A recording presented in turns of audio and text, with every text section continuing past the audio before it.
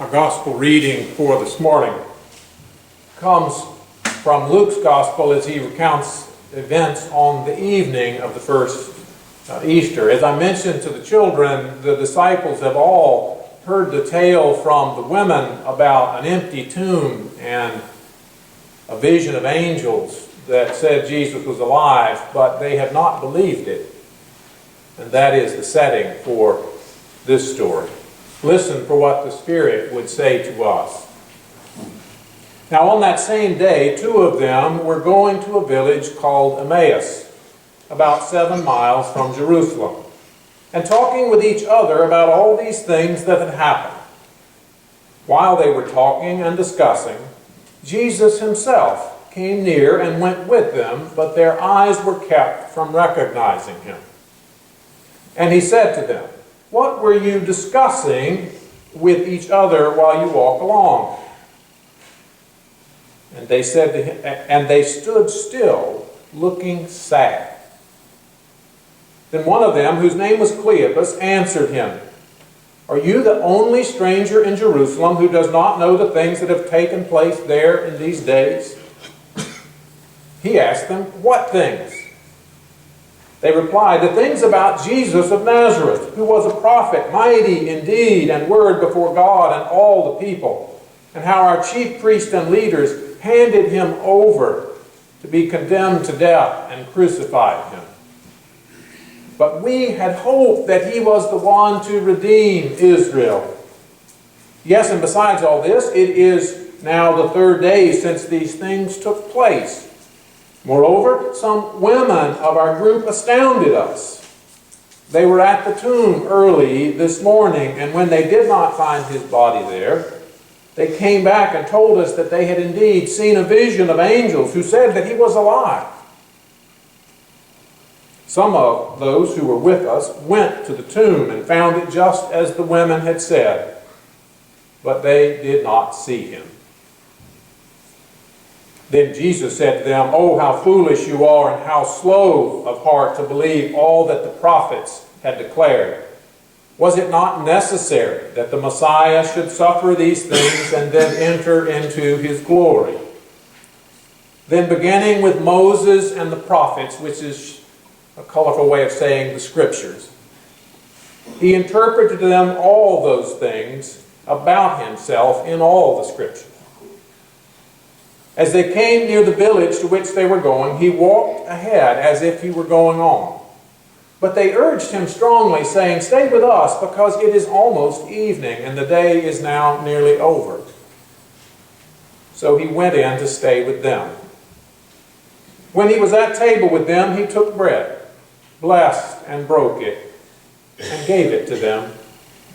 Then their eyes were opened, and they recognized him, and he vanished from their sight. They said to each other, "Were not our hearts burning within us while he was talking to us on the road, while he was opening the Scriptures to us?" That same hour they got up and returned to Jerusalem, and they found the 11 and their companions gathered together. They were saying, "The Lord has risen indeed, and he has appeared to Simon." Then they told what had happened on the road, and how he had been made known to them in the breaking of the bread. The word of the Lord. Thanks be to God. If you go to your computer and Google the term Emmaus Road, you will find numerous listings for retreats and other events, all designed to help you experience spiritual renewal or spiritual revival. The terms Emmaus Walk and Emmaus Road have become metaphors that speak of spiritual discovery and awakening, of coming into the presence of the risen Christ. And I suppose that's just as well, considering that no one knows where the real Emmaus is.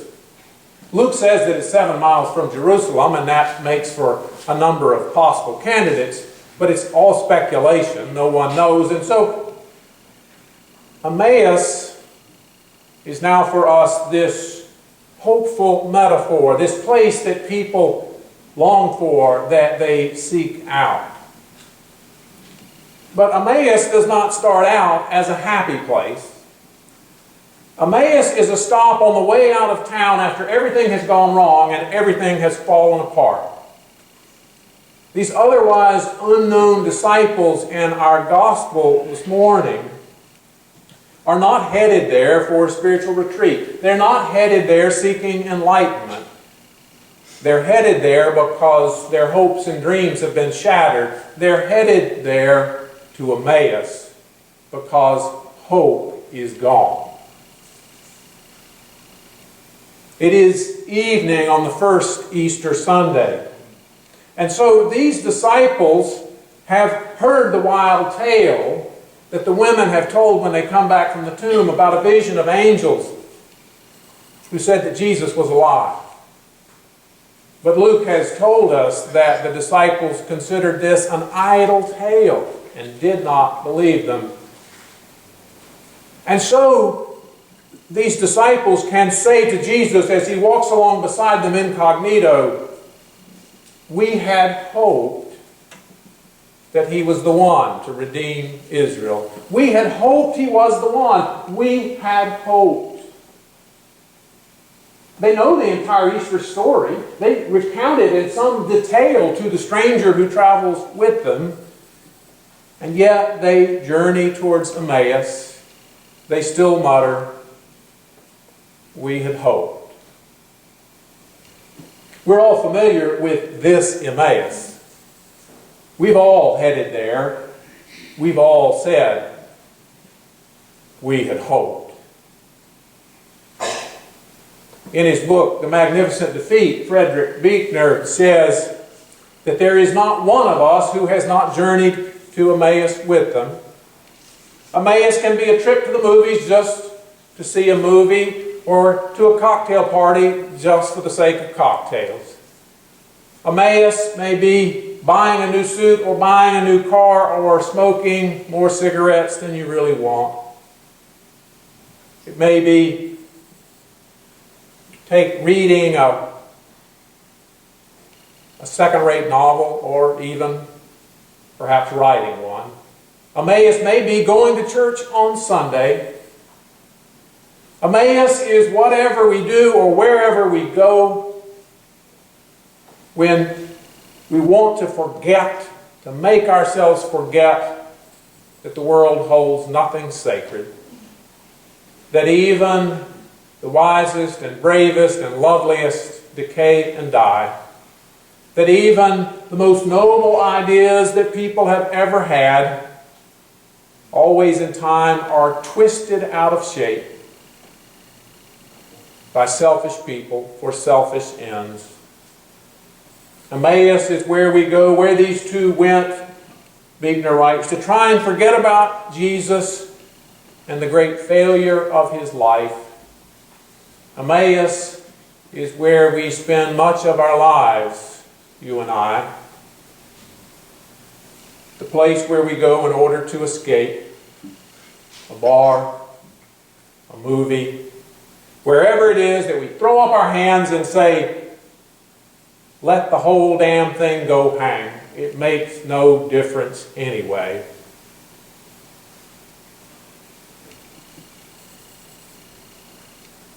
We had hoped that the doctors would be able to cure our little girl's leukemia.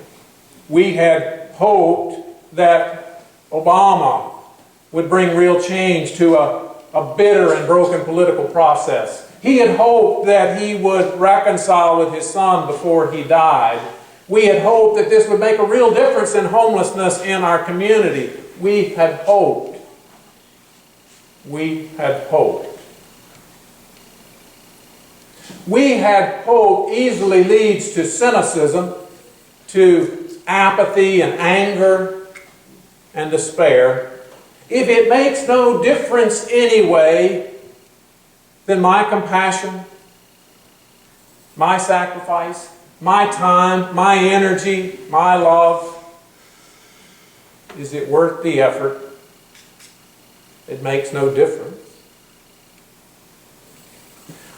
I think that there has to be significance in the fact that the very first appearance of the risen Jesus in Luke's Gospel is on the way to Emmaus.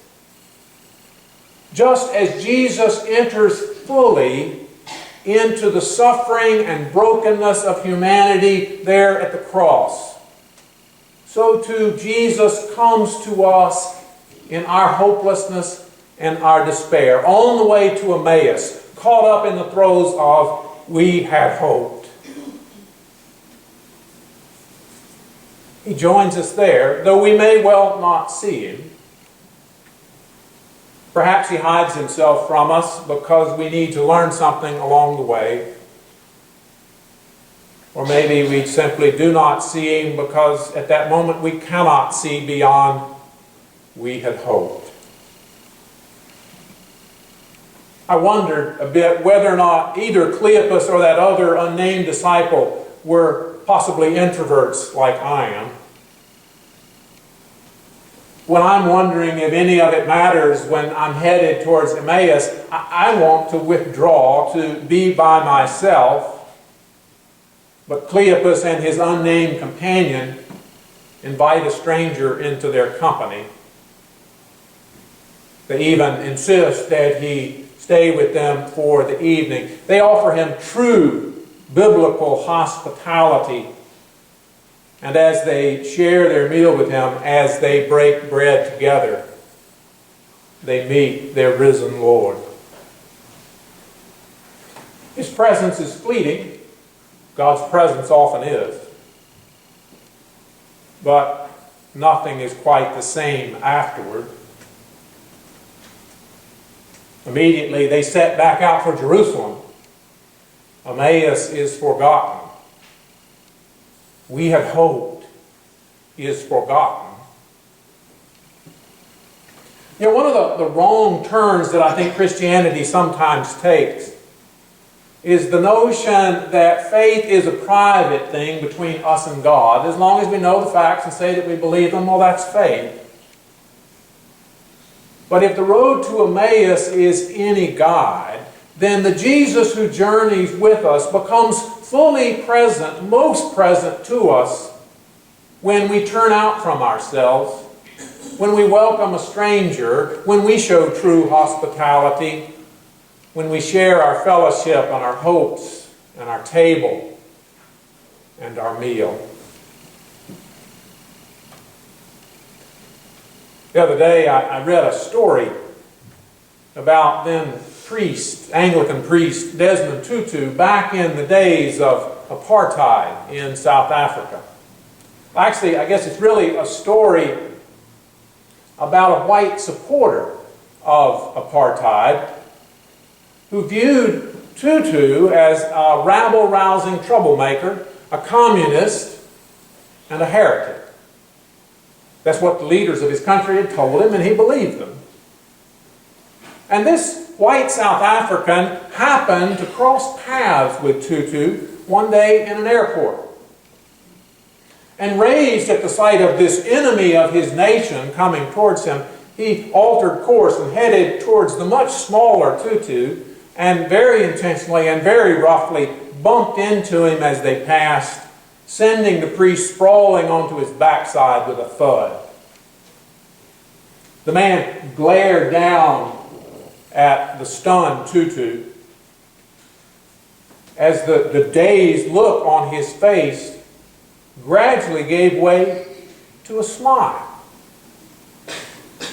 And then Tutu said, "God bless you, my child." The man stormed off, angered that he had not upset Tutu, that he had not been able to provoke a confrontation with his enemy. But in the days that followed, that blessing ate at him. It gnawed at him until he began to feel deeply sorry for what he had done, until he began to see Desmond Tutu in an entirely different light. But how on earth could Desmond Tutu offer that blessing to someone who hated him, who wished him ill, who, had he met him in a dark alley, might have done much more than simply knocking him down? What on earth did Tutu know that allowed him to behave in such an odd manner? Someone headed to Emmaus, someone whom life had beaten down into we had hoped, could not have offered that blessing. And considering the treatment of blacks in apartheid South Africa, surely there were times when Desmond Tutu had lapsed into despair and thought it will never get any better. Surely at times he must have moaned, I had hoped, we had hoped. Of all people, Desmond Tutu surely must have journeyed that road to Emmaus. But clearly, he had met the risen Jesus somewhere along the way. All praise and glory to the God who comes to us in Jesus and sojourns with us. Thanks be to God.